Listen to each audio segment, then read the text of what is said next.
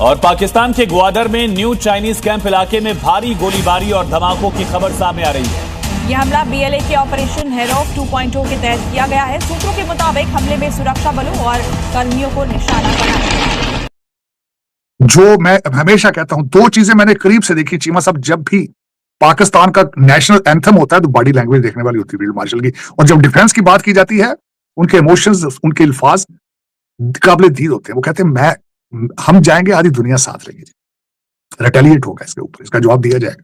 इस इलाके को चीन और पाकिस्तान दक्षिण एशिया का गेम चेंजर कहते थे, जिस पर $60 बिलियन से ज्यादा झोंके गए। आज वही इलाका आग और बारूद की खबरों से घिरा हुआ है और सवाल सीधा है कि क्या चीन का सबसे बड़ा ड्रीम प्रोजेक्ट CPEC अब मिट्टी में मिल रहा है। दरअसल ग्वादर को पाकिस्तान अपने सबसे हैवली प्रोजेक्टेड जोन्स में गिनता है। चीन की इंजीनियर CPEC का दिल, अरबों डॉलर का निवेश और हजारों पाकिस्तानी सैनिक। कहा के बाद जो जज्बातियत नजर आने लगी है, जो जारहाना अंदाज नजर आने लगा है उनके एंकर्स का, और फिर जो जितना ज्यादा जारहाना होता है उतना ज्यादा पॉपुलर भी होने लगता है देखने वालों की नजर में। बिल्कुल है, कैसी बात है ये।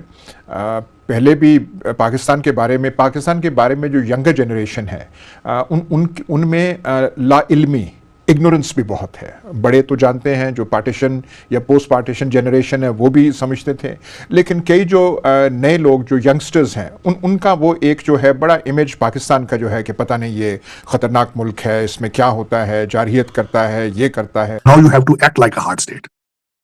इधर से पंजाब का बॉर्डर वो कहते हैं बंद करेंगे, उधर से BLA ने एडमिट कर लिया आपके 12 शहरों पे हमला कर। और दूसरी बात यह है कि मेरे नजर में भारत ने अब आपके साथ ऐलान जंग कर। This was the statement. BLA means India. Period. चलो चीमा साहब, हालात खराब हैं, और अगर हालात मजीद डिटेरिएट होते हैं, बलूचिस्तान का बॉर्डर साथ ईरान के है, ईरान हालत जंग में है ऑलमोस्ट। मैं खैर 2-4 चीजें मैं इस पर फॉर्मली बिलीव करता हूं। मेरा अपना स्पेकुलेशन यह है कि अमेरिका अटैक नहीं करेगा।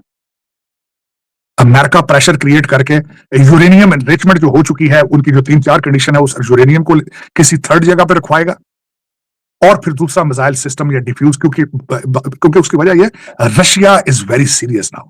Russia has lost Syria. Russia does not want to leave to lose Iran, और चाइना भी ये नहीं चाहता कि ईरान को लूज करे। अगर ईरान लूज करते हैं चीमा साहब, तो चाइना का सारा तेल बंद हो जाएगा, वो भी नहीं अफोर्ड कर पाते। डोनाल्ड ट्रंप साहब इस चीज के जरिए तीनों मुल्कों के साथ, ईरान, रशिया, चाइना, तीनों के साथ नेगोशिएट करना चाहते हैं ऑन हिज ओन टर्म्स। अब उसमें वो कामयाब होते हैं या नहीं होते, ये अलग की बात है, लेकिन प्रेशर उनकी तरफ से भी फुल है।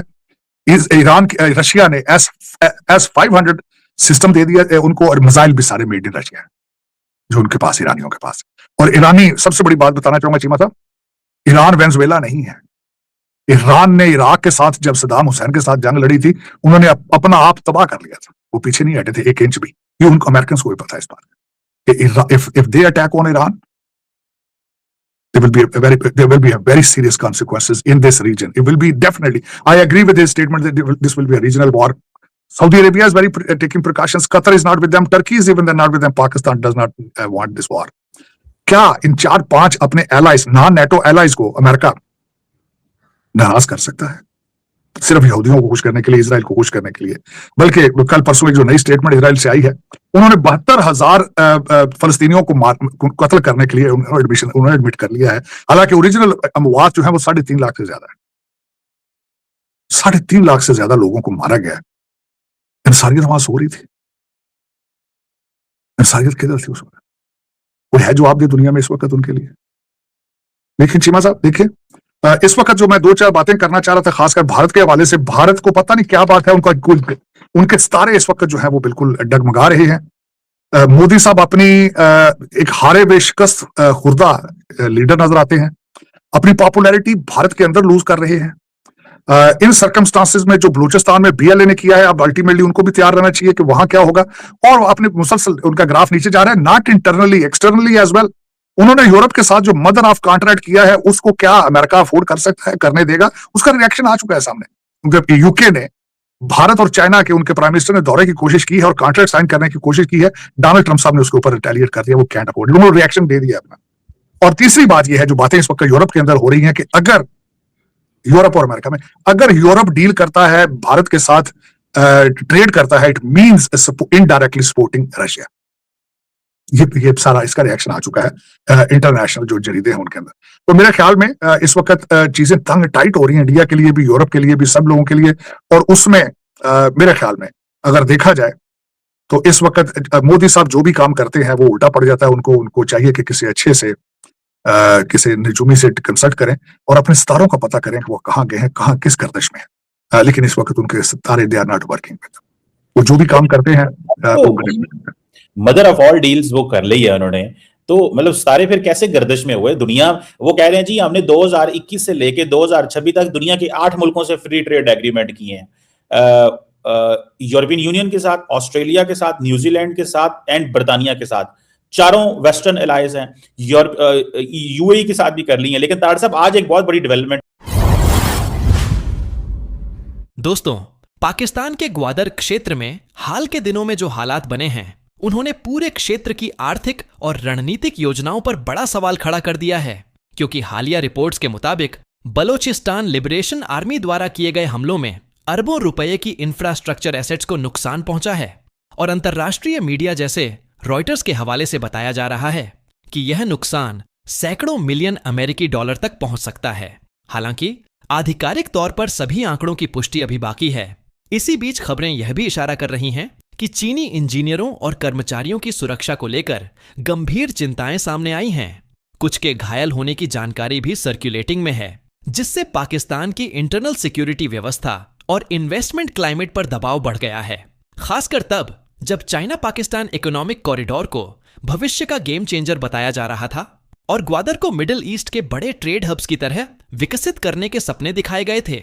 लेकिन बार बार हो रहे हमलों और इंस्टेबिलिटी ने इन दावों को कमजोर कर दिया है। सोशल मीडिया और लोकल सर्कल्स में यह चर्चा तेज है कि अगर हालात ऐसे ही रहे तो चीन अपने लॉन्ग टर्म इन्वेस्टमेंट्स पर दोबारा विचार कर सकता है। क्योंकि किसी भी देश के लिए फाइनेंशियल लॉस से ज्यादा बड़ी चिंता उसके नागरिकों की सुरक्षा होती है। ऐसे में सवाल उठता है कि क्या यह प्रोजेक्ट सच में ग्राउंड रियलिटी से कट चुका था या फिर हालिया घटनाओं ने इसकी फ्रैजाइल फाउंडेशन को उजागर कर दिया है। और अब सबसे अहम बात यह है कि आने वाले समय में पाकिस्तान और चीन इस चुनौती से कैसे निपटते हैं। क्या इन्वेस्टमेंट कॉन्फिडेंस वापस लौटेगा या ये हालात किसी बड़े फैसले की ओर इशारा कर रहे हैं? अब जरा सोचिए, अगर यही हालात रहे तो आने वाले महीनों में इस पूरे रीजन की तस्वीर कैसी हो सकती है। और एक और सवाल जो आपको सोचने पर मजबूर करेगा कि क्या इकोनॉमिक ड्रीम्स सिर्फ मैप्स और प्रेजेंटेशंस तक ही सीमित रह जाएंगे? अगर आपको ऐसे ग्राउंड रियलिटी बेस्ड एनालिसिस पसंद आते हैं तो वीडियो को लाइक करें, अपने दोस्तों के साथ शेयर करें और ऐसे ही अनबायस्ड अपडेट्स के लिए चैनल को सब्सक्राइब करना बिल्कुल न भूलें।